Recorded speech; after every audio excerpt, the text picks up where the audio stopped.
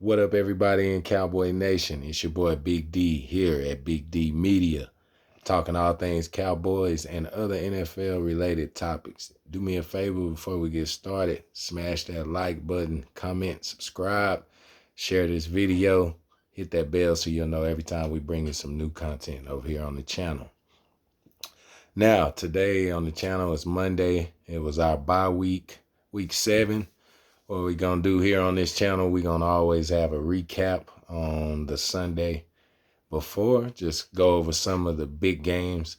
Well, the games I felt were big games of the day and Sunday night matchup. And usually we'll go over my Cowboys, but seeing as though we didn't have a game yesterday, I figure I'd just say I hope this week we can come out against the Rams and really continue building on what we did against the Chargers. We did some decent things as far as the pass game going against the Chargers.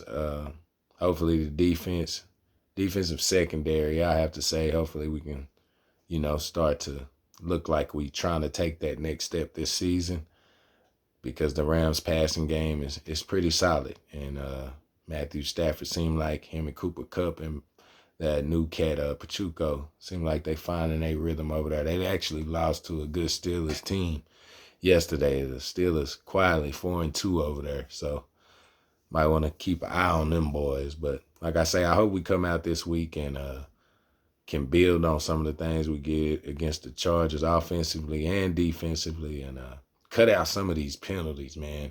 We've been getting penalized way, way too much. Whether you feel like it's the refs or the players, it need to be solved. Like, don't give the refs any reason to be involved in the game. Do what you're supposed to. And this lining up offsides thing is really, really getting to be a problem. I don't understand why we always lining up offsides. But like I say, I hope this week we can come out, have a solid week against the Rams,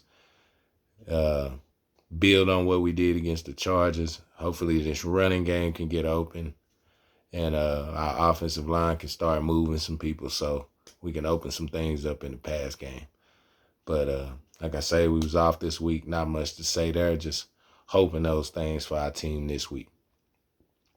First game we're going to go over is the Sunday night matchup between the Eagles and the Dolphins, where the Eagles pulled off the victory 31-17. This was actually a pretty good game. The Dolphins, I feel like the Dolphins showed they're a good team. Everybody, I'm watching the shows these morning, they, the media, they already off of them because they lost to the Eagles, which was in the Super Bowl last year. So I feel like if you want to lose to anybody, it was somebody who was in the Super Bowl. So I don't feel like it was a bad game. They actually went toe-to-toe with the Eagles last night.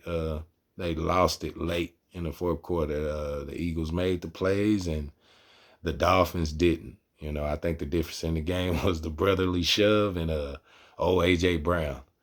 They had a pretty solid night. Quarterback comparison on that game, Jalen Hurts was 23 of 31 for 279 yards. He had 2 touchdowns and an interception. So solid night for Jalen. Tua went for 23 for 32, 216 yards, 1 touchdown, 1 interception. Really a kind of mediocre night for what the Dolphins been doing. It's a mediocre night for Tua. Not a real good night. Yards on the ground, DeAndre Swift, 15 carries for 62 yards. Raheem Mostert had 9 carries for 45 yards. And I think that's probably where the game was won, because Miami offense really predicated off the run getting going.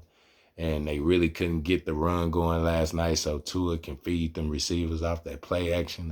Jalen Waddle wasn't real relevant in this game. He hurt his back early, and he really wasn't a factor in this game. But the top wideouts for each team, like I say, A.J. Brown went stupid. 10 catches for 137 yards and a touchdown. And Tyreek, another solid night, 11 receptions for 88 yards and a touchdown. Tyreek is 98 yards away from 1,000 yards through 6 games. So that's 7 games, I think, now. I don't know if they had that bye week yet, but I believe through 6-7 games, Tyreek already knocking on 1,000 yards. So shout out to the Eagles. Uh, a big defensively. Each team played pretty solid. Like I said, they both did a pretty good job against the run. I think the biggest plays each side was the interception from Slay as Miami was approaching the red zone. It looked like Miami was finna score, and Slay made a big play to take the ball away, and Jerome Baker off the batted pass, and he took it in to, I believe, tie the game 17-17. That kind of swung the momentum back to Miami at that point. So shout out to both teams for a good game. Shout out to the Eagles for getting a 6th win and continue showing why they're a solid squad. So shout out to the Eagles. Next game, Chargers versus the Chiefs. And I thought the Chargers really needed this, man. They was going into the game 2-3 and against a division opponent. Chiefs came in the game 5-1, already up 3 games on you. You really needed this game. You really needed a division win, and you needed to get to 500. And it just didn't happen yesterday for you boys. Patrick Mahomes and Travis Kelce had an absolute crazy day together. And defensively, Chiefs made a couple more plays. Quarterback comparison on that one, Herbert was 17-30 for 259 yards, a touchdown and an interception in the red zone. Patty Mahomes, 32-42, 424 yards, 4 touchdowns, 1 interception. Just a classic Patrick Mahomes day. You know, we should be used to seeing them kind of stats from old Patty Mahomes by now. But yeah, on the ground, not much there. Jay Kelly for the Chargers had 7 rushes for 75 yards, no touchdowns. Pacheco had 13 carries for 32 yards. He did have a touchdown on a screen pass from Patrick Mahomes late in the game to kind of seal it up. But yeah, not too big a night for each running back. And the top wideouts, Jay Palmer coming off a pretty good week against our Cowboys, had 5 receptions for 133 yards. And Travis Kelce, top wideout for the Chiefs, man, went dumb on National Tight End Day. 12 receptions, 179 yards, and a touchdown, and 1 Taylor Swift. To leave with. But yeah, defensively, I think the difference was the Chargers made no big plays defensively. I think the biggest defensive play of the game was when, like I say, Justin Herbert was approaching. They were in the red zone. It looked like they was about to score, and Chris Jones got his hands on the ball, batted it up in the air, and from there, they intercepted the ball, went down, and kind of shifted the momentum back to the Chiefs in that time.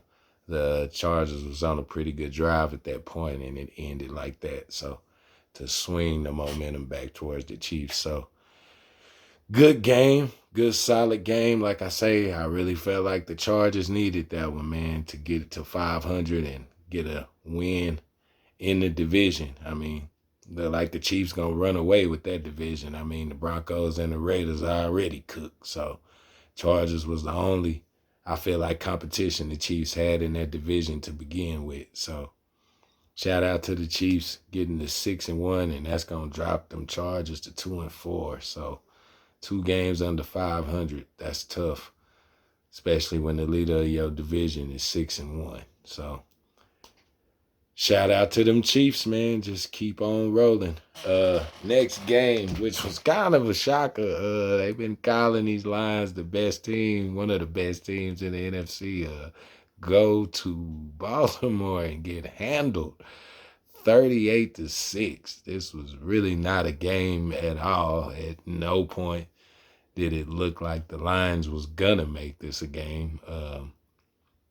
The defense for the Ravens really came out and made a statement yesterday against the Lions. And I won't say same old Lions. They lost to a good team, a team you really don't play all the time. So, you know, not really gonna say they not a good team because they had a bad day yesterday. They went out there without some of their top players, and kind of laid egg yesterday. So, I mean, for their sake, I hope that that's what it was. They just had a bad day. But needless to say, the quarterbacks in this game, Lamar Jackson went off on them boys yesterday, 21 for 27. Had 3 tubs, 357 yards, and he also had one rushing touchdown. I think he ran a play where he threw a touchdown. He ran around for like 10 seconds. So that was really one of the Lions' problems yesterday. They couldn't get him on the ground. Jared Goff, 33 for 53 for 284 yards and an interception. Anytime you throw the ball 50 times and only throw for 280, that's not a good day. Yards on the ground, Gus Edwards for the Ravens had 14 carries for 64 yards and a touchdown. He also had a long screen pass reception that he caught, almost took it to the house. So big up to Gus. Jahmyr Gibbs had 11 rushes, for 68 yards and a touchdown. So solid day for the rookie. They went out there without David Montgomery yesterday too, who been having a good year. So hopefully he can come back for them boys soon. And top wideouts, St. Brown had another St. Brown day, 13 receptions for 102 yards. And the other youngster for the Ravens, Zay Flowers, 4 receptions for 75 yards. So good, solid days from the 2 top wideouts for the teams. Good youngsters right there. So, and our upset of the day got to go to the Patriots, man. I thought the Bills was going to go down there and handle their business, man, and they didn't do what I thought they was going to do. The Patriots actually pull out the win 29-25. The defense for the Patriots showed up yesterday. They showed up to play and had some key defensive plays. Got a pick on Josh Allen. Quarterback comparison in this one, Josh Allen went 27 for 41 for 265 yards, 2 touchdowns, 1 rushing touchdowns. Like I say, he did have an interception. Mac Jones, 25 for 30, 272 yards and 2 touchdowns. So Mac with a solid day out there against a division opponent. And I know the Bills are having some problems, but they still a good team. So I won't take nothing away from Mac. He had a really good day yesterday. James Cook, running back comparison. James Cook had 13 rushes for 56 yards. And Ramondre Stevenson had 9 rushes for 34 yards. So not too big of a day on the ground for either team. The big tight end for the Bills, top wideout, 8 receptions for 75 yards, Big Kincaid. And Kendrick Bourne for the Patriots had 6 receptions for 63 yards and a touchdown. So, yeah, that's pretty much my recap of the day. It was a pretty good, solid day, but those are the games I felt like were the big games of the day. And my upset of the day with the Patriots and the Bills, I just did not expect for the Patriots to beat the Bills, but I didn't expect the Cardinals to beat us either. So, yeah. That's how I go any given Sunday, man. But like I say, that's our Monday recap. Thank you guys for watching. Like I say, comment, subscribe, like this video, share it with a friend. Hit that bell so you'll know when I'm dropping content here on Big D Media. Enjoy your Monday. Go Boys.